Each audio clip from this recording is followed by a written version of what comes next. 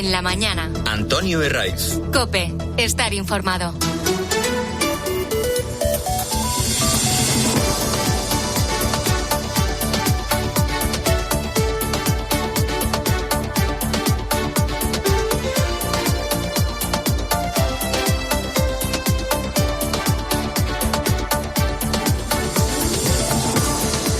Muy buenos días, estrenamos aquí la mañana del fin de semana de COPE en este domingo en el que te saluda Sandra Asenjo. Hoy se espera un descenso generalizado de las temperaturas en casi toda España y especialmente en Baleares y en el nordeste peninsular, aunque en distintos puntos de la mitad sur se van a superar los 36 grados. Por encima de los 37 van a estar hoy en Badajoz, en Córdoba, Granada, Murcia o Sevilla, y en el resto del territorio, como te decía, nos despedimos de la ola de calor, pero de cara a la semana que viene los termómetros volverán a dispararse. Nos situamos en primer lugar en Michigan, donde durante esta madrugada Donald Trump ha vuelto al escenario de un mitin justo una semana después de sufrir un intento de asesinato en Pensilvania. Dicen, es una amenaza para la democracia. ¿Qué le he hecho yo a la democracia? La semana pasada me dispararon por la democracia. Ya sin la venda en su oreja derecha, sino con una especie de tirita, y tras la convención republicana celebrada en Milwaukee esta semana, en la que salió elegido oficialmente como candidato republicano de cara a las elecciones presidenciales del mes de noviembre. Hoy hemos visto a un Trump muy enérgico, con un discurso de más de una hora, mucho más largo de lo habitual. Se ha llevado una gran ovación por parte de sus seguidores y, en sus palabras, ha aprovechado también para insultar a Joe Biden, a quien ha llamado estúpido directamente. Michigan es además uno de los estados clave para estas elecciones y allí Trump ha repetido su discurso habitual de volver a hacer grande América y también de cerrar fronteras. Justo antes del mitin, por cierto, ha compartido su parte médico. En definitiva, hemos visto a Donald Trump en estado puro, recuperado y lanzado hacia la carrera presidencial. Donde no están nada claras las cosas y cada vez menos es en el Partido Demócrata. Las dudas sobre si Joe Biden será su candidato aumentan cada vez más y es que no paran de sumarse miembros del partido que le piden que se retire. En las últimas horas, hasta 13 nuevos congresistas demócratas lo han hecho y mientras, también los apoyos en torno a la vicepresidenta Kamala Harris están creciendo. Queda un mes para la convención de los demócratas y de momento Joe Biden, que cada vez está más solo, resiste. Por lo demás, estamos a las puertas de una semana en la que mañana lunes el Gobierno y las comunidades se reúnen para reformar la ley de extranjería. En concreto, van a abordar la modificación del artículo 35 del reglamento que permitiría el reparto de menores migrantes desde Canarias al resto de España. Esta reunión se celebra 24 horas antes de que se vote en el Congreso esta modificación, que a esta hora no cuenta con los apoyos suficientes para salir adelante. Una cuestión, la del reparto de menores, que, recordemos, ha llevado a Vox a romper con el Partido Popular en las comunidades en las que formaban parte del Gobierno, después de que los populares aceptaran el reparto, en concreto, de 347 menores. Este pasado lunes, PSOE, Sumar y Coalición Canaria registraron en el Congreso esta proposición de ley que, como te digo, modifica ese artículo 35 de la Ley de Extranjería con el fin de establecer el reparto de esos menores al resto de regiones cuando un territorio supere el 150% de su capacidad de acogida. Un texto que busca dar una salida a los casi 6.000 menores extranjeros acogidos actualmente en las Islas Canarias. Esto sucede en un momento en el que solo este sábado 163 migrantes han llegado en pateras a las costas españolas. Han sido a las playas de Lanzarote, a Carboneras en Almería, a la costa de Granada y también a las islas de Formentera y Cabrera. Entre ellos habría al menos una decena de menores de edad y además 10 marroquíes, 7 de ellos también menores, han entrado a nado en Ceuta en un día de niebla, lo que siempre dificulta las labores de control y es una situación que suelen aprovechar. Todos sabemos que la inmigración tiene muchas aristas. Al margen del drama humano, de que, como todos sabemos, estas personas llegan a nuestro país buscando un futuro mejor, estos menores no acompañados son acogidos en los centros, principalmente en Canarias, y allí la situación de desbordamiento cada vez va a más.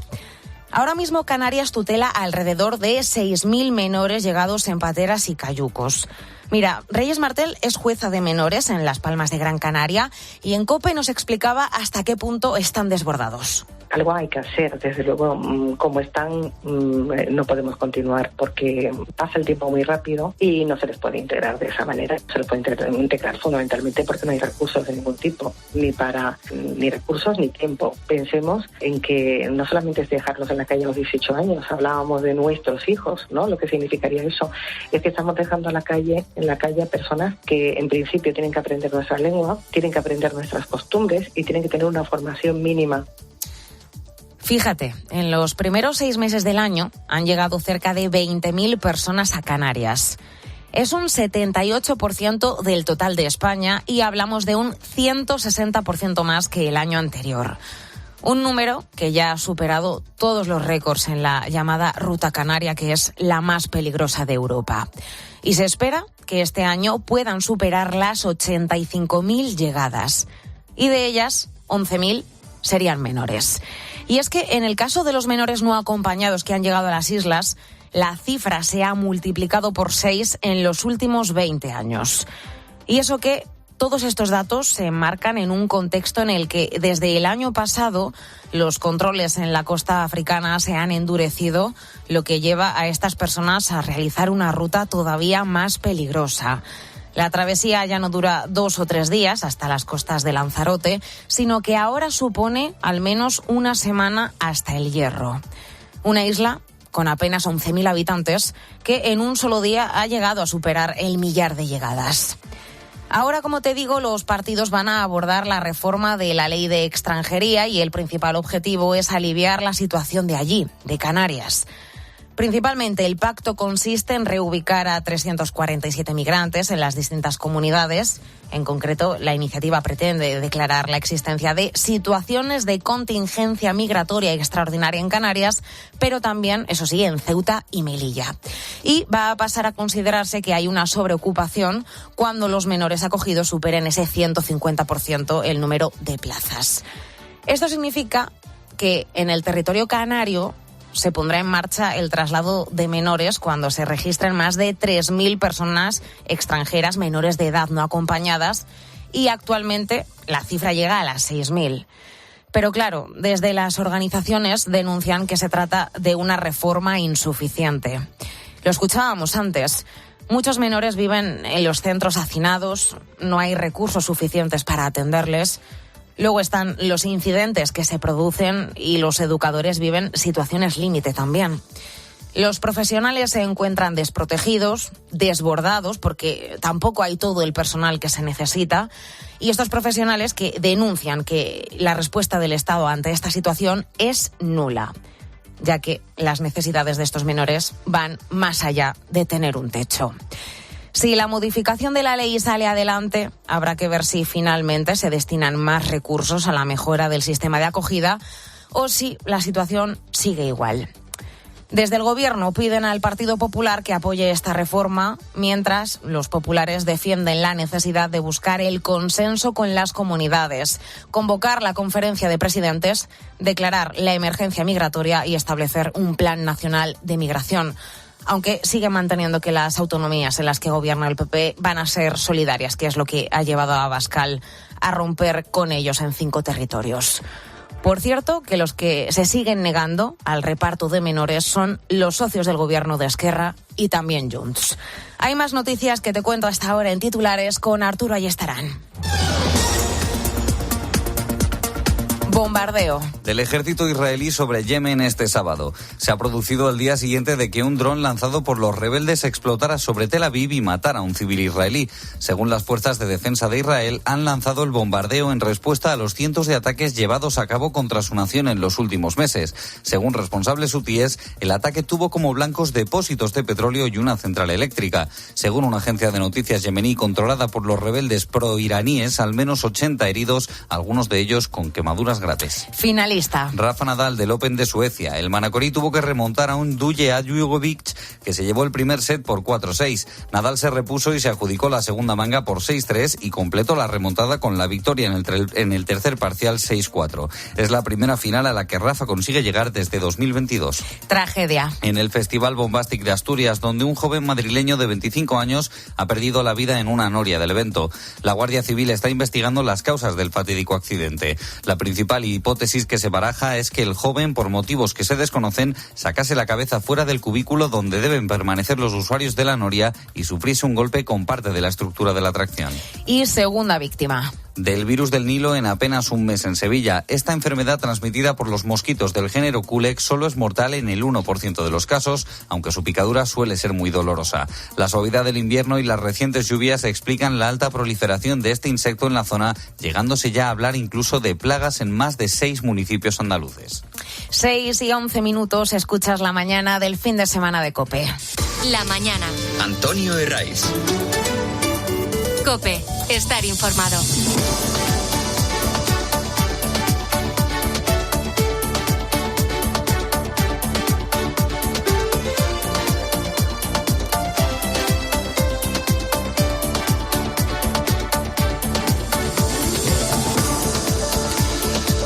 Seguro que lo has notado, sobre todo si vives en una gran ciudad. Hay menos tráfico, las calles están más tranquilas, hay también menos ruido porque media España está de vacaciones. Los expertos del sector hotelero auguran una muy buena temporada estival y se espera mantener o incluso superar levemente las cifras del año pasado. No hemos perdido las ganas de salir de vacaciones, pero los precios, la verdad es que nos lo ponen cada vez más complicado. Entonces, si no queremos pasarnos de presupuesto o que las vacaciones no nos dejen con el bolsillo prácticamente tiritando, hay que buscar alternativas, claro. Y una de ellas es la que ha sumado más adeptos en los últimos años, que es irse de camping. Y para llegar, hay quien lo hace en coche o también con la casa a cuestas, literalmente. Porque desde hace unos años, especialmente desde la pandemia, el sector del caravaning vive su época dorada. Las autocaravanas y furgonetas camperizadas se han vuelto muy populares y su público se ha ampliado bastante, como nos ha contado en COPE María Fonfría, que es responsable de marketing de una empresa de caravanas. Vemos otro tipo de compradores y otro tipo de alquiladores de los que solíamos ver antes. Antes veíamos pues una edad específica, un posicionamiento a lo mejor económico distinto, pero ahora mismo, a día de hoy, tanto en alquiler como venta, te encuentras a parejas jóvenes, a familias con hijos, a matrimonios ya más mayores, que los hijos son más mayores y que piensan que de vez en cuando van a viajar con ellos. Ante las subidas de precios de los hoteles y otros alojamientos turísticos, hay otra forma de viajar en vacaciones que últimamente también está ganando bastante peso. Es el intercambio de casas durante las vacaciones, una opción preferida por muchos españoles para viajar en verano de forma económica. A raíz de la pandemia, su crecimiento se ha acelerado y es que muchas personas se han visto atraídas por el reducido coste que supone y lo que hacen es inscribirse en plataformas que les ponen en contacto con otros usuarios que también están interesados en intercambiar su casa durante unos días.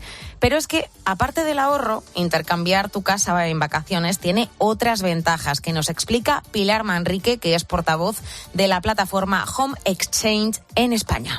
También este incremento ha sido debido sobre todo, en primer lugar, bueno, pues esa comodidad a la hora de viajar y que llegas a una casa real, o sea, no una casa que está preparada para una explotación turística, sino una casa donde vive una familia de verdad con todo lo que pueden necesitar y muchas veces más, ¿no? Porque las familias no solo se intercambian las casas, sino que se prestan, pues, por ejemplo, bicicletas, te dejan sus mejores recomendaciones locales, ¿no? Con lo cual te permite, pues, descubrir ese destino desde un punto de vista, pues, más local, ¿no? Además, se pueden encontrar usuarios con los que intercambiar la casa en casi cualquier parte del mundo. Este es otro de los alicientes que ofrece este tipo de viajes. Una iniciativa que gusta sobre todo a las familias. Aproximadamente un 40% de nuestros miembros son familias, tanto familias con niños pequeños como familias con adolescentes, ¿no? Y en cierto modo, siempre decimos también que es lógico porque es una forma muy cómoda de viajar y muy económica, ¿no? Para una familia de 3, 4, 5 miembros, no solamente llega a una casa en la que tiene espacio para todos, ¿no? Sino, ahí obviamente también la parte económica es muy importante. De hecho, España es ya el segundo país del mundo donde más casas se intercambian, solo por detrás de Francia.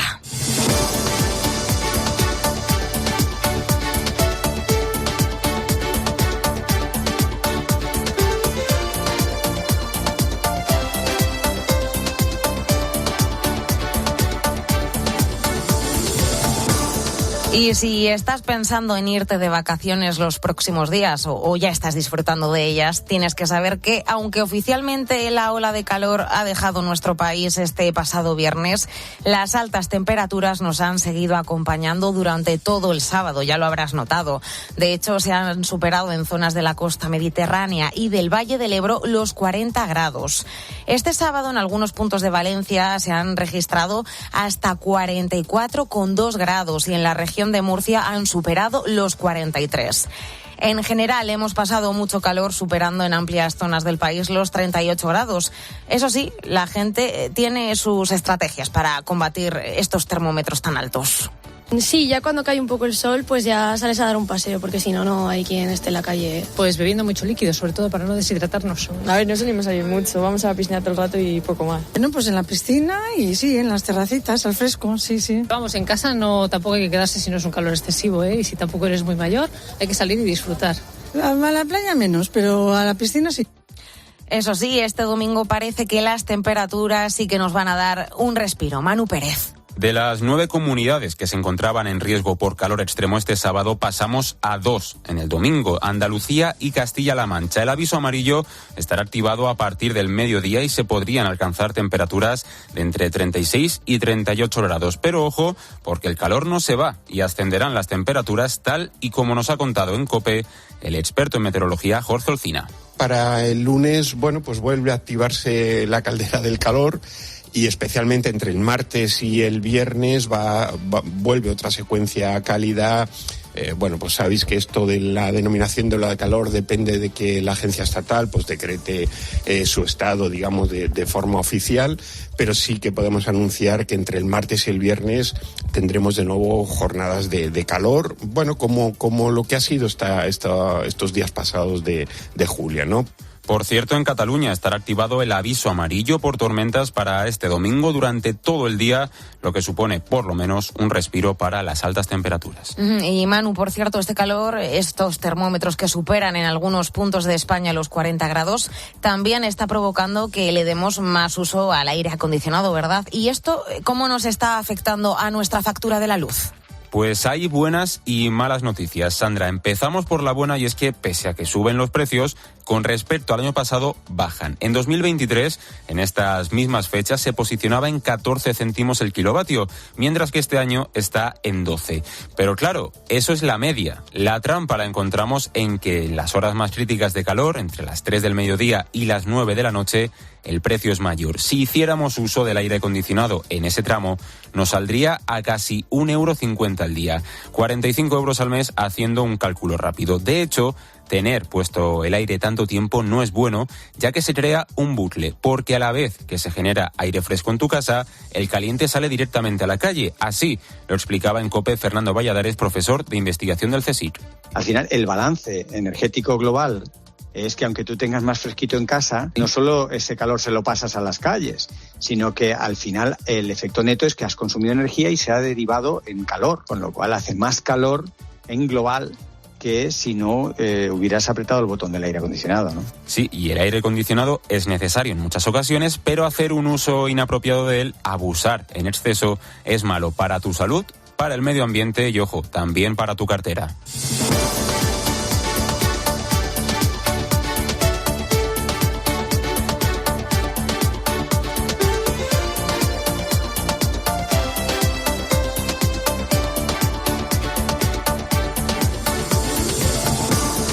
Fíjate en este dato. Cada español gasta de media 133 litros de agua al día. Es casi 3 veces más de lo necesario. Y es que el uso doméstico es, con diferencia, el que más agua gasta, solo por detrás de la agricultura. Rodrigo Simón.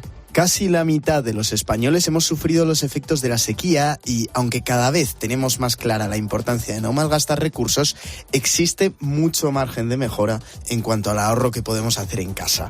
Marta Santa Fe es experta en gestión del agua. Ducharnos en lugar de bañarnos, pues puede hacer que ahorremos hasta un 50% del agua. Y encima, si acortamos el tiempo de nuestra ducha en menos de 5 minutos, pues estaremos ahorrando al mes hasta unos 3.500 litros. Además de la ducha, existen otras alternativas para poder ahorrar. Nos lo cuenta el también experto Alfonso Esposito. Se está instalando cada vez más sistemas de reutilización de agua y para la captación de agua de lluvia, por ejemplo, para el riego de jardines o tareas de limpieza, ¿no? Todas estas acciones pueden tener un impacto muy significativo en la reducción de los consumos de agua de nuestros hogares. Otro aspecto al que hay que prestar especial atención son las fugas de agua. Por culpa de ellas se puede llegar a perder hasta el 15 o el 20% del suministro. Un desperdicio que al año alcanzan los 1.000 hectómetros cúbicos. Que equivale aproximadamente, para que nos hagamos una idea de la cantidad, a 31 piscinas olímpicas. El agua es un bien limitado. Tan solo el 0,5% de la que hay en el mundo es apta para beber. Y en España, la sequía dejó el año pasado a 9 millones de personas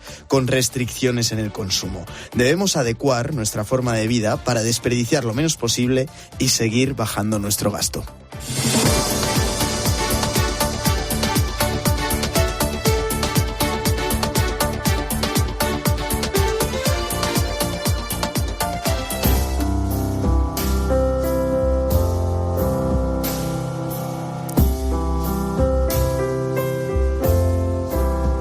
Desde que comenzó el verano, los crímenes por violencia machista son ya 14.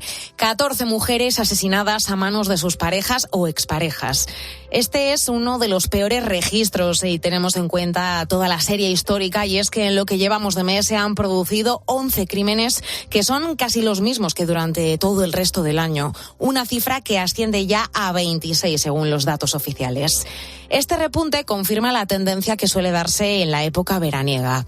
Según el Ministerio de Igualdad, julio de hecho es el peor mes a nivel histórico en violencia machista, con 135 asesinatos desde 2003 hasta el día de hoy. Manu Pérez. Los últimos que conocimos fueron los perpetrados en Buñol, Valencia, en Sabadell, Barcelona y en Salou, localidad de Tarragona. Un fin de semana negro en este ámbito, pero que, según nos contaba en COPE Miguel Lorentes, delegado del Gobierno para la violencia de género, es algo que, por desgracia, ya hemos normalizado. Asesinan a 60 mujeres desde 2003 con esa media y no hay una reacción social contundente para pedir un basta ya, ¿no? Como se pide en otras circunstancias, ¿no? Yo creo que eso también es muy significativo y muy demostrativo de esa estructuralidad de esta violencia. Lorente denuncia la falta de una reacción social porque no hay una respuesta de indignación. ¿Y por qué? ¿Por qué cada vez que se da un caso, que se produce un asesinato, no nos movilizamos?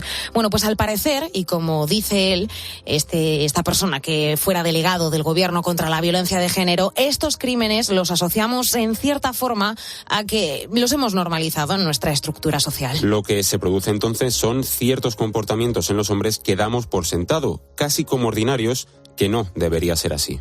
El individualismo, la inmediatez, el hedonismo, todos esos factores que hacen que la tolerancia a la frustración ahora sea mucho más baja, todo eso al final facilita la respuesta violenta, el tratar de imponer a través de esa agresión. Durante 2023, el número de denuncias por violencia machista volvieron a aumentar con respecto al año anterior. Casi 200.000 denuncias, lo que supone un incremento del 10%. No es una anomalía porque viene ocurriendo de forma continuada desde 2013. Y claro, si sigue habiendo más denuncias y el número de crímenes machistas es cada vez mayor, la pregunta es ¿qué está fallando, no? Es lo que nos preguntamos todos y también lo que se deberían preguntar desde el Ministerio de Igualdad. Desde 2007 en España se utiliza el sistema Biogen, que es el sistema integral que hace el seguimiento de los casos de violencia contra contra la mujer. Un sistema basado en un algoritmo que necesita a todas luces cambios en su funcionamiento. Biogen se pone en marcha cuando se presenta la denuncia. Los agentes recaban datos, hacen entrevistas, según un protocolo, meten los datos en la aplicación y esta determina el nivel de riesgo para asignar a cada una medidas de protección. Nadia Pajarón, la policía portavoz del SUB, nos ha contado que se van corrigiendo algunos aspectos. Se está planteando incluso añadir nuevos factores de riesgo o darle más peso a algunos que actualmente pues no se le da quizás tanto, porque muchas víctimas que tienen activo su caso en Biogen o que tienen un riesgo medio o alto, pues luego al final pues terminan de la peor de las formas, que es asesinadas por su pareja o expareja. Y la situación se complica cuando la víctima retira la denuncia ante el juez, porque si no hay parte de lesiones ni tampoco testigos, el juez puede negar las medidas. En ese caso no pone ninguna medida judicial, ni orden de protección ni de alejamiento. Sin embargo, no habiendo medidas judiciales, sigue habiendo medidas policiales. Incluso un número muy alto de víctimas de violencia de género manifiesta que se siente acosada por la policía y no entiende cómo, sin haber medidas judiciales, los policías siguen haciéndole el seguimiento, porque ese caso sigue activo en Biogen. En Biogen hay 90.000 víctimas, de ellas casi 35.000 calificadas con riesgo no apreciado, 39.700 de riesgo bajo, 13.500 de riesgo medio, unas 1.500 con riesgo alto y solo 19 con riesgo extremo. La violencia machista, los motivos y las consecuencias son mucho más complejas, porque el 80% de estas víctimas mortales no presentan denuncia contra su agresor. Este año, de las 26 mujeres asesinadas, solo 5 habían denunciado a su agresor de hecho, y al menos 2 tenían medidas de protección. Y solo en un único caso con oposición de la víctima. El miedo, la soledad, el desconocimiento, la dependencia económica también y emocional, la falta de una educación en igualdad, son fallos del sistema que conforman una situación complicadísima que no se solventa solo con ajustar un algoritmo, claro. Todavía hay poca conciencia social. Rosa Mérida es profesora de Derecho de la Universidad Europea de Canarias. Se minimiza realmente el impacto de la violencia en la sociedad. No se reconoce que existe la violencia de género por algunos sectores. Por otra parte, existe la cultura que tienen las víctimas, cultura del silencio, que a menudo se enfrentan a situaciones de vergüenza, ¿no? En las que no suelen denunciar, o tienen vergüenza a denunciar, o tienen el miedo a no ser creídas. Mientras continúan en aumento las denuncias, pero el año pasado se presentaron algo más de 500 al día y estas son pocas si abrimos el foco y nos fijamos en los resultados de la encuesta europea sobre violencia machista. Manu. Así es, Sandra, y es que 1/3 de las mujeres españolas entre 16 y 74 años aseguran haber sido víctimas de maltrato psicológico y cerca del 13%, algo más de 3 millones, de agresión física. Pero claro, si el Biogen falla, ¿qué podemos hacer? ¿Tenemos alguna manera de ayudar como sociedad? Lorente da algunas claves. Lo que tenemos que hacer es ser más proactivos como sociedad y tratar de detectar los casos. Porque los casos están y están en lugares donde podemos actuar, fundamentalmente en el ámbito sanitario. La proactividad, por lo tanto, es primordial en estos casos. Si percibes algún tipo de violencia en tu entorno más cercano, pregunta, interésate por esa persona. No guardes silencio, no mires a otro lado y trata de ayudar y guiar, en este caso, a esa mujer a que tome una decisión que quizá para ella es la más complicada de su vida. Y recuerda que si te encuentras ante esta situación, el número contra la violencia de género es el 016. Es gratuito y no deja rastro en la factura del móvil.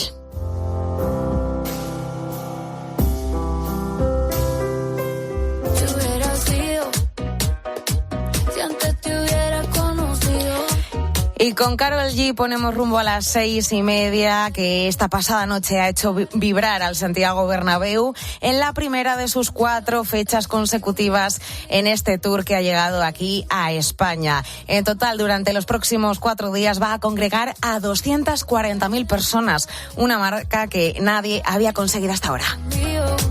No como amigos, y yo te veo y no sé cómo actuar, bebé, pa' conquistarte que me falta. La mañana. Antonio Herraiz. COPE. Estar informado.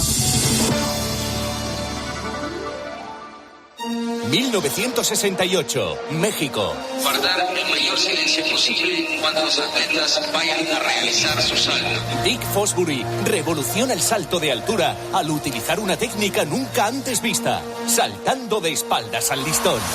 Quedan solo 5 días para la emoción sin límites. Pero no rendirse, no dejar de creer. Cada medalla, cada récord. Los Juegos Olímpicos en COPE. Con Manolo Lama y los números 1 del deporte desde París. Frío en invierno y calor en verano con nuevos neumáticos a mano. El refrán no era así, y lo de cambiar tus neumáticos cada vez que cambia el tiempo tampoco. Acércate a Citroën Service y hazte con tus nuevos neumáticos 4 estaciones, ahora con un 2x1 en las mejores marcas. Citroën. Condiciones en citroen.es.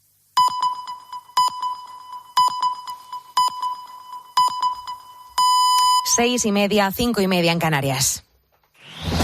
Última hora en la mañana. Antonio Herraiz. COPE, estar informado.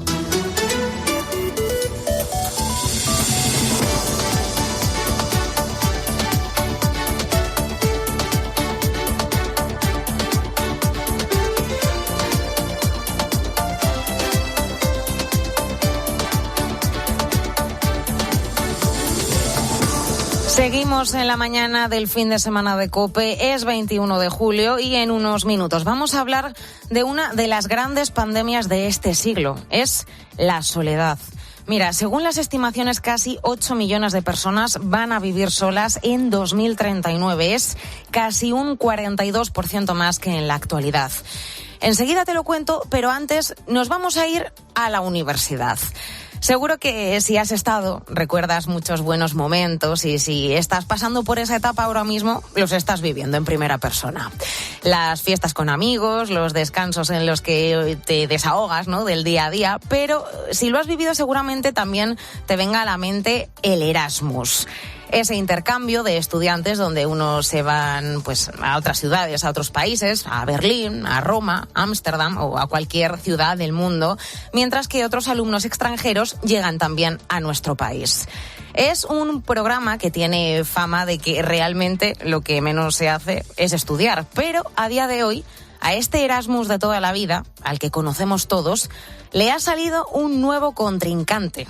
Es el Erasmus Rural, un programa que ya han vivido 216 jóvenes estudiantes en otros cursos y que este año vuelve de la mano de la Universidad de Zaragoza. Es ya la 7ª edición de este Erasmus Rural y es que la llamada España vacía cada vez está interesando más a algunos jóvenes. Es en las comunidades autónomas del interior donde se concentra buena parte de los espacios naturales de nuestro país, muchas actividades indispensables para todos y un rico patrimonio cultural, no hay que olvidarlo. Una de las alumnas que ha participado en este Erasmus Rural es Rosa. Es una joven de Aragón que estudia Historia del Arte y que nos ha contado aquí en COPE por qué decidió apostar por este tipo de experiencia. Pues yo lo escogí como una oportunidad pues bueno, pues para conocer un poquito más la comarca de la Ribera Alta del Ebro. Me encanta el mundo rural y lo empecé a conocer pues cuando decidí apostar todo por emprender, ¿no? Y por el medio, por el mundo rural. El programa quiere contribuir al reequilibrio territorial, incentivando la llegada de universitarios a los espacios rurales más desfavorecidos, ¿no?, que necesitan sobre todo esa llegada de personas. La pregunta que surge aquí es, ¿estamos ante un resurgir del interés por las áreas rurales entre los más jóvenes? Pues mira, me aporta muchísimas cosas y lo primero de todo, pues oportunidades, ¿no? Porque el mundo rural está, desde mi punto de vista, sin explotar y tiene un montón de posibilidades que, pues bueno, en la ciudad parece que todo está explotado, pero lo que es en el mundo rural, pues no. Y creo que se pueden hacer muchísimos proyectos para impulsarlo, ¿no? Y pues para esta economía de los municipios y impulsarlos y sobre todo pues hacer arraigo en el territorio. Además, el creciente interés por este Erasmus ha llevado a crear un plan de vivienda para que los estudiantes puedan residir en estos pequeños pueblos mientras estudian. Y es que el problema de la vivienda se ve también reflejado en estas comarcas donde es difícil encontrar casas de alquiler. Y uno de los proyectos que se ha desarrollado y que ya se ha puesto en marcha es uno de los que denominamos atraer, que era atraer a gente a los territorios, pero también era, bueno, pues retener a aquellas personas que viven en el mundo rural. Y el caso de encontrar casa y el tener que dormir en la localidad, pues bueno, fue un agravante, ¿no? Y ahí fue cuando nos dimos cuenta de que algo había que hacer. Bueno, quién sabe si esta iniciativa podría llegar a ser un comienzo para paliar el problema en las zonas más vaciadas de nuestro país, acercándolo a los más jóvenes de una manera práctica y que también les pueda servir de cara a su formación, creando un arraigo que cada vez existe menos, eso sí. Hay más noticias que te cuento con Arturo Ayestarán. Primer mitin de Donald Trump tras el intento de asesinato que sufrió hace una semana. Lo ha hecho en Michigan, un estado clave de cara a las presidenciales del mes de noviembre. El candidato republicano se ha referido al incidente que sufrió la semana pasada, asegurando que pese a que algunos dicen que es una amenaza para la democracia, él recibió un disparo por la democracia. Trump también ha cargado contra la debilidad del presidente Biden, llegando a llamarle estúpido. Son ya 38 los congresistas del Partido Demócrata los que se han posicionado en contra de Joe Biden en las últimas semanas, un número que equivale al 15% de su bancada. Desde la prensa americana afirman que el presidente americano estaría reflexionando acerca de sus próximos pasos como líder de los demócratas. 163 migrantes han llegado en las últimas horas en pateras a las costas españolas. A las playas de Lanzarote, Carboneras, a la costa de Granada y a las islas de Formentera y Cabrera en Baleares. Entre ellos habría al menos una decena de menores. Además, 10 marroquíes, 7 de ellos también menores, han entrado a nado en Ceuta en un día de niebla, lo que siempre dificulta las labores de control. Es una situación que suelen aprovechar. Desde que comenzó el año son ya aproximadamente unas 26.500 personas las que han llegado en condiciones precarias a España. Solo a Canarias este 2024 son más de 19.700 personas las que han llegado a través del mar. Ahora mismo Canarias tutela alrededor de 6.000 menores llegados en pateras y cayucos. Y el ejército israelí lanza un bombardeo sobre Yemen. Se ha producido al día siguiente de que un dron lanzado por los rebeldes explotara sobre Tel Aviv y matara a un civil israelí. Según las fuerzas de defensa de Israel, han lanzado el bombardeo en respuesta a los cientos de ataques llevados a cabo contra su nación en los últimos meses. Según responsables hutíes, el ataque tuvo como blancos depósitos de petróleo y una central eléctrica. Según una agencia de noticias yemení controlada por los rebeldes proiraníes, al menos 80 heridos, algunos de ellos con quemaduras graves. Dos McLaren en primera línea para la salida del Gran Premio de Fórmula 1 de Hungría. Fernando Martín. Estos cánticos tuvieron lugar en las celebraciones de la Eurocopa. La UEFA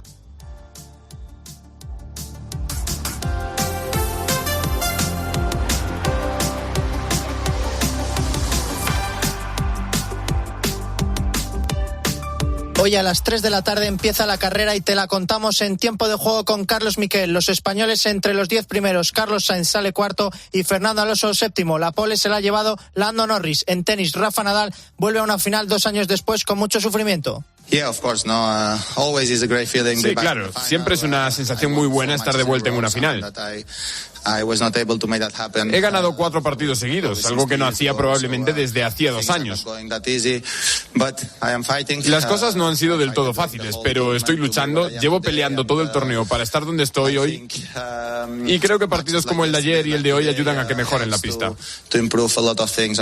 El español ganó en 3 sets a Djokovic y mañana jugará la final ante Nuno Borges, no antes de las 2 de la tarde. En el Tour, otro día más, exhibición de Pogačar y ya es su quinta victoria en esta edición. Hoy, última etapa de este Tour de Francia, una contrarreloj entre Mónaco y Niza. En golf, última jornada del Open británico, John Ram sale en +2 y está a 6 golpes del liderato. 6:38, vamos a echar un primer vistazo a la prensa de este domingo. Fernando Díaz, ¿qué tal? Buenos días. Buenos días, Sandra. Bueno, los periódicos siguen atentos al caso Begoña Gómez, esta vez desde la perspectiva de los socios de gobierno de Sánchez y de las primeras voces que, desde dentro del Partido Socialista, reconocen inquietud.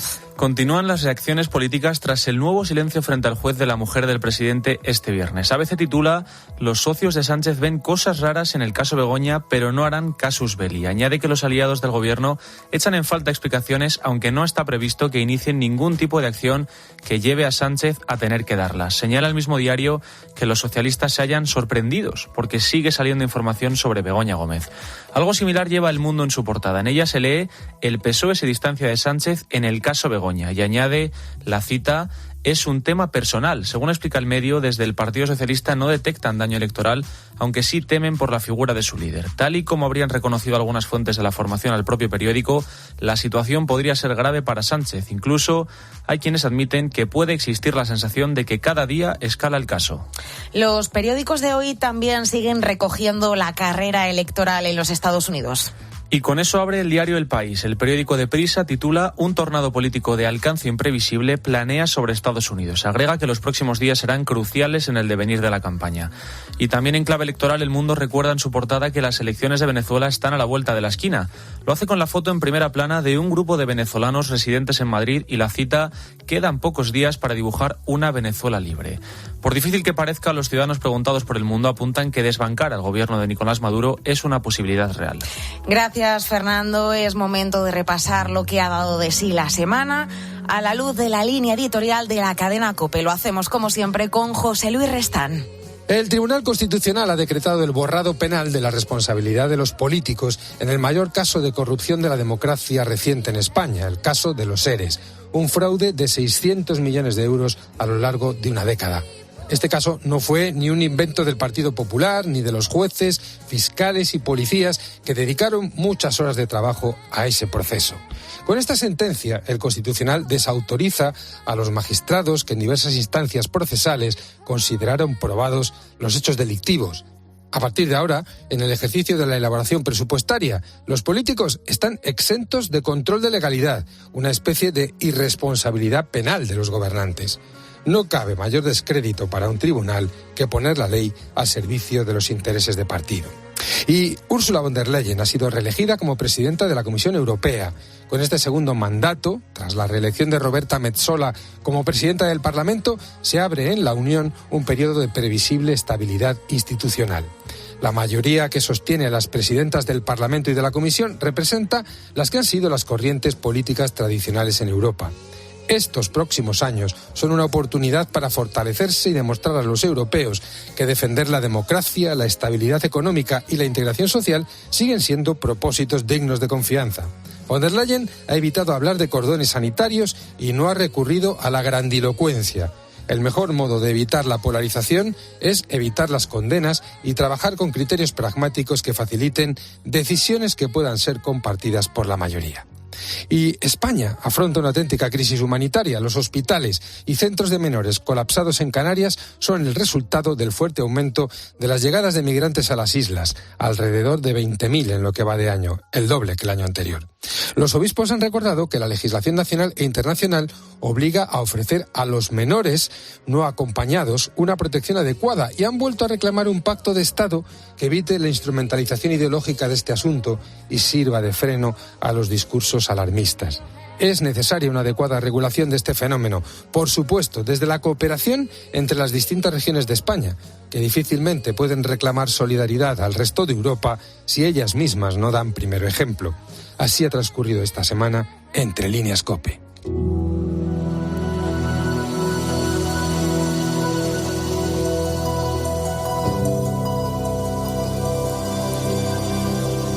Para Matilde, que tiene 86 años y se quedó viuda hace 21, las noches son el momento más duro del día porque la soledad le asalta en su casa del madrileño barrio de Carabanchel.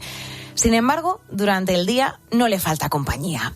Ella se siente integrada en su familia, en su vecindario y entre sus amigas, como Charo o Josefina, está también una voluntaria que la visita cada miércoles desde hace 4 años. Estoy muy contenta con los vecinos, estoy muy contenta en el barrio y estoy muy contenta con las señoras aquí presentes, porque si las digo que no me van a tirar una pedrada, así que hay que decirles que sí. Y mis hijos, mis nietos y mis bisnietos, claro. Bueno, por desgracia, no todo el mundo cuenta con una red así. Y es que la soledad no deseada en España, en la que vive casi 1/3 de los mayores de 65 años, se hace aún más evidente ahora en verano, porque Sofía Gómez, es cuando todos nos vamos de vacaciones, ¿verdad? Pues sí, la situación es más crítica los meses de julio y agosto porque precisamente, como dices, familiares y vecinos se van a descansar y la sensación de vacío y abandono pues aumenta en quienes sufren esa soledad no deseada. Un malestar que tienen más de 3 millones de personas en España y que, según un estudio de la Fundación La Caixa, afecta a 6 de cada 10 mayores que van a centros sociales y de ocio, de ellos al 15% de forma grave o muy grave. Lo que más les influye es la falta de redes familiares y sociales. A Matilde, como decíamos, no le faltan, pero es algo palpable en algunas personas que acompaña al médico Josefina, quien con casi 70 años es voluntaria. Una vez voy yo, otras veces va otro, cada vez va un voluntario con ellas a los médicos y todo, porque te lo dicen. Pues la otra vez vino otra persona, no fuiste tú la que viniste conmigo y todo eso. O sea que son personas que yo pienso que no han tenido hijos y entonces pues están más solas que las personas que tienen hijos. La soledad no deseada es el doble de frecuente entre las personas que viven solas, según indica el barómetro anual del Observatorio Soledades. Es mayor en mujeres que en hombres y en personas de menor nivel educativo. De hecho, casi 8 millones de personas vivirán solas en España en 2039, un 41,9% más que en la actualidad.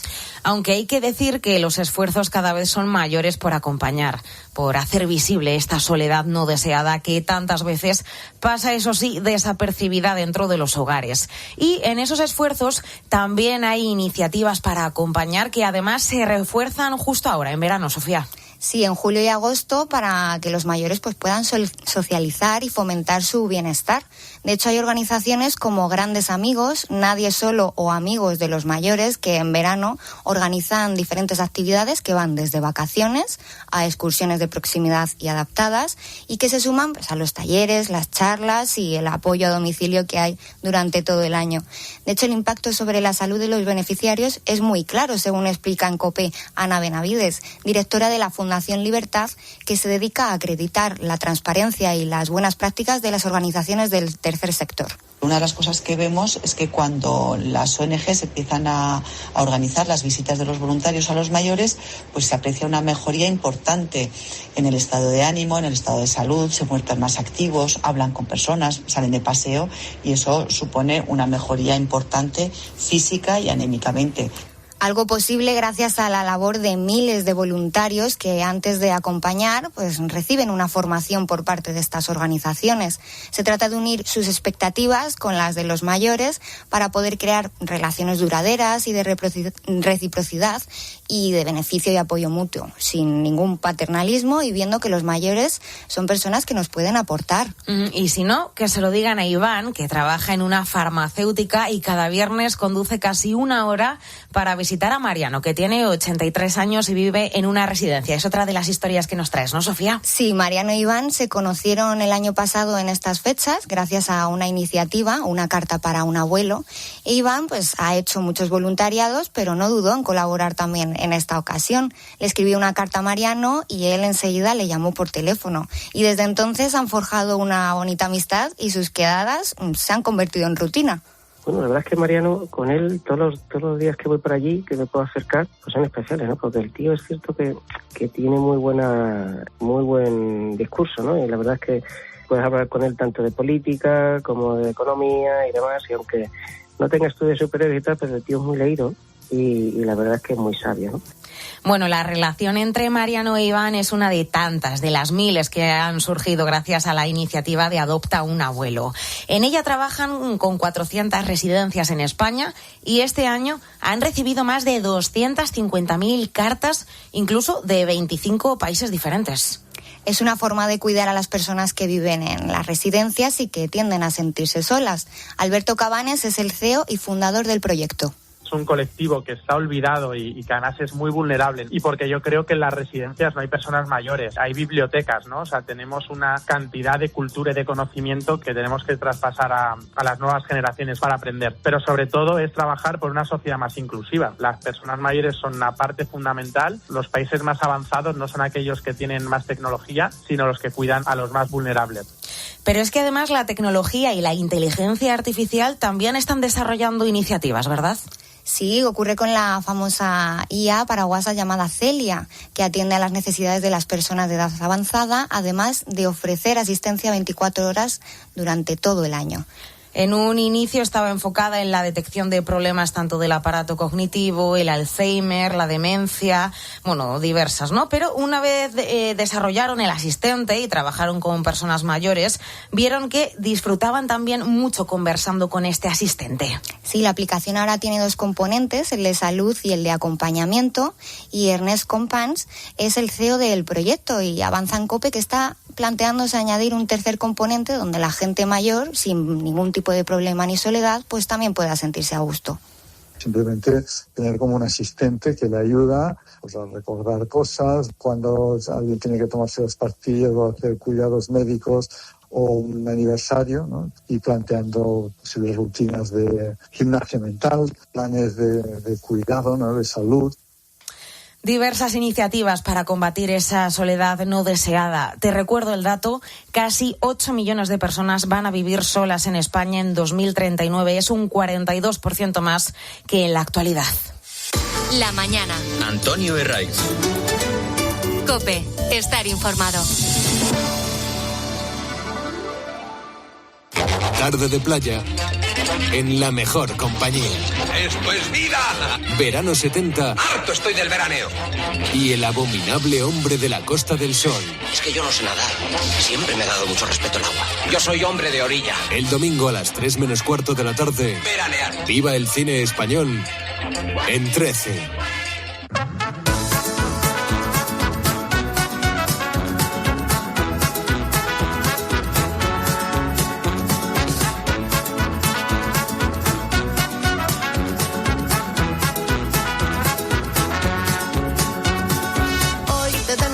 De la lengua soy. Antes de que nos den las 7, como cada domingo, en la mañana del fin de semana de COPE, vamos con esas noticias que no son portada, que no abren tampoco los informativos, pero que son cuanto menos curiosas y para que no pasen inadvertidas las ha recopilado Arturo Ayestarán. ¿Qué tal? Buenos días de nuevo, Arturo. ¿Qué tal, Sandra? ¿Cómo estás? Bueno, estuvimos todo el mes de junio hablando de las temperaturas, de que hacía demasiado bueno, ¿no? Sobre todo para quienes vivimos en el interior, que no hacía un calor insoportable, por decirlo de alguna manera, como el que sí hemos tenido estos últimos días, pero ya hemos dado la bienvenida oficialmente al verano esta semana, además a la primera gran ola de calor del verano, y esta ha venido a demostrarnos que sí, que definitivamente ya estamos en verano, Arturo. Sí, completamente, y al menos yo en lo personal estoy deseando que vuelva a hacer algo peor, ¿eh? E incluso si puede ser que se ponga a llover, no sé si estás conmigo.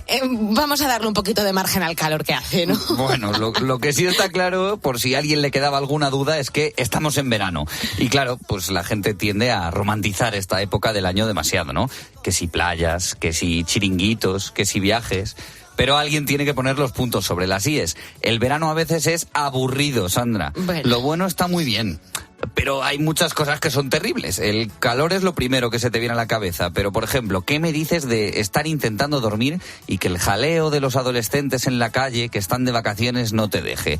O lo que es peor, y mi auténtico archienemigo del verano, los mosquitos. La verdad es que para los que intentamos dormir de día, para venir aquí a la noche a trabajar, esos adolescentes la verdad es que molestan bastante, y de los mosquitos que te voy a contar, Arturo, que tú has sido testigo de mi lucha diaria por las noches aquí intentando que no nos molesten mientras trabajamos. Somos probablemente las mayores víctimas de estos malditos bichos, pero mira, te voy a dar una alegría, una serie de consejos que he encontrado gracias al farmacéutico Álvaro Fernández en TikTok para que no te piquen, o al menos te piquen lo menos posible. El primero que te voy a dar me ha dolido en lo personal, te lo tengo que decir, porque es no tomar cerveza. Esta, al parecer, nos sube la temperatura y aumenta el etanol en el sudor, y es un olor que los mosquitos reconocen a varios metros de distancia, algo parecido a lo que me puede llegar a pasar a mí. Claro, esto nos convierte en una víctima perfecta para ellos, pero mira, hay más consejos que nos los cuenta el propio farmacéutico. Recuerda, si no te lavas con frecuencia y en tu piel hay restos de sudor, o usas cremas o colonias con olor frutal o floral, a los mosquitos les gustas más y más te van a picar. Si tu sangre es tipo 0, también, pero como la sangre no te la puedes cambiar, mejor céntrate en lo demás. Así que ya sabes, Sandra, pues fundamental no oler ni a cerveza ni a frutas para evitar a los mosquitos. La virtud, como siempre, en el punto medio. Y por lo que veo, los mosquitos no son el único problema del verano que me traes hoy, Arturo, porque parece que también la tienes tomada con la playa. Hombre, es que no es para menos, Sandra. No solo por la arena que se te mete en todas partes del cuerpo y luego dejas la casa hecha un desastre, o el sol, que ya pueden ser estas dos cosas evidentemente molestas, sino también por lo problemática que puede llegar a ser la gente. A los ya famosos problemas que traen, como la lucha por colocar la sombrilla o los niños corriendo y levantando la arena de la playa, ahora tenemos que sumar a los cantantes de playa. Te noto bastante hater hoy en general, pero vamos con esto primero. ¿Qué quieres decir exactamente con los cantantes de playa? Pues te va a parecer mentira, pero esto que se lo digan a la gente, lo de los cantantes de playa, a la gente que visita la playa de La Caleta en Cádiz, que han podido, digamos, disfrutar de un concierto en directo de una nueva promesa de la música gaditana. El ritmo que te traigo es nuevo para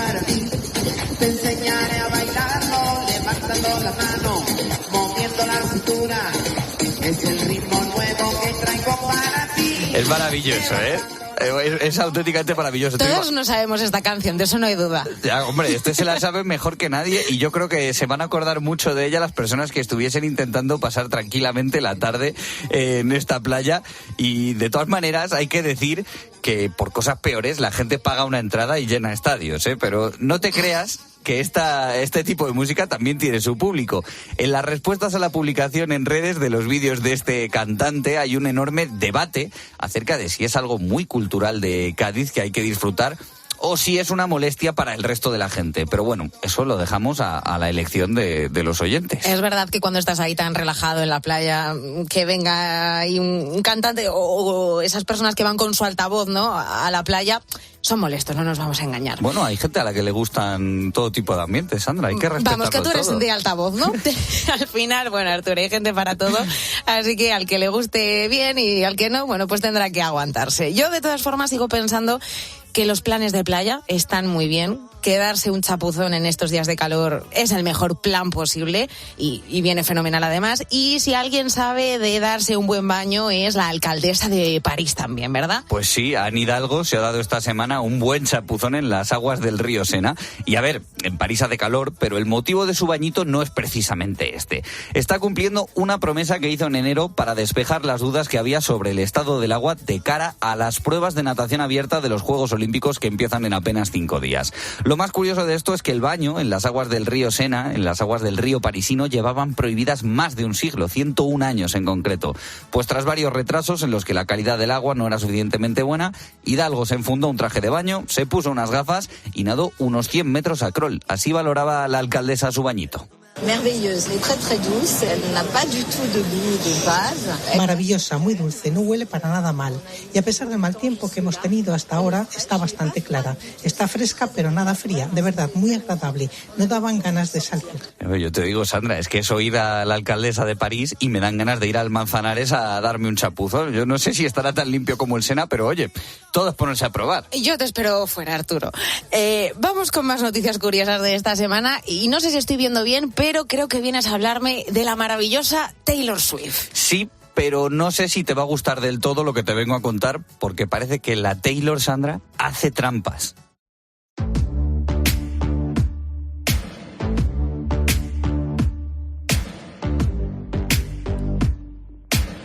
¿Cómo que Taylor Swift hace trampas? Explícame esto, Arturo, Sandra, por favor. 34 ediciones ha sacado ya la actual reina del pop de The Tortured Poets Department, su último disco. Y la intención de sacar tantas ediciones parece ser no abandonar nunca las listas de éxitos. Te doy un ejemplo. Hace un mes, Charli XCX entró con su disco Brad casi directamente al número 2 de las listas. Bueno, pues el equipo de la Taylor respondió sacando una de estas ediciones con alguna demo casera y algún directo de su concierto de París. Y todo esto con la intención de que no le arrebatasen el número 1. La misma estrategia la repitió después con Billie Eilish, una artista que, por cierto, había lanzado hacía unos meses unas duras críticas a la industria musical por el repetido lanzamiento de ediciones especiales, ya que, según ella, esto supone un desperdicio medioambiental. Pero hay que reconocer que Taylor no es la única que hace esto, ¿eh? Por ejemplo, Olivia Rodrigo hace la misma estrategia, solo que además de canciones bonus, ella incluye velas aromáticas en sus discos. 34 ediciones y me parecen pocas de Taylor Swift, porque la verdad es que es maravillosa y se merece todo lo bueno que le pasa y estar ahí bien arriba en las listas de éxitos, porque es ahora mismo la reina indiscutible en lo suyo. Eso es verdad. Pero mira, hablando de gente a la que quieres que le pasen cosas buenas, uno de los sonidos de esta semana que te va a encantar ha sido sin duda este. 1, 2, 3, ¡a la Madrid! Kylian Mbappé, que ya es madridista y ahora lo que le queda es dar pasos también para ser madrileño adoptivo. Habla increíblemente bien en español, a mí me ha sorprendido muchísimo. Dijo que lo estudiaba desde el instituto y la verdad es que lleva tiempo esperando a venir también, claro. También te digo, le cundieron las clases de idioma un poquito más de lo que me cundieron a mí en esa época. Madrileño adoptivo quiere ser Kylian Mbappé y el primer paso del que se llevaba hablando muchísimo durante estos últimos años era tener casa. Y como muchos han hecho antes que yo desde 2017, te tengo que dar una exclusiva, Sandra. Cuéntame. Mbappé ya tiene casa en Madrid. por 18ª vez en 7 años. Pero la noticia no es que tenga casa, es que la casa que va a habitar Kylian tiene un campito de golf en el jardín. Ah, bueno. Porque era la casa de don Gareth Bale, otra leyenda del Madrid que vivió, por supuesto, en la finca, en Pozuelo de Alarcón, y va a ser vecino de muchos de sus compañeros de equipo y de algunos rivales del Atlético de Madrid, principalmente. Y aunque le ha salido cara, 11 millones de euros, hay que destacar que Kylian ha demostrado en su negociación una de sus mejores virtudes, el regate, porque en un principio pedían por la casa 13 millones de euros. Baratita y modesta, sin ninguna duda, la nueva casa de Kylian Mbappé. Muchísimas gracias, Arturo. Hasta dentro de un rato.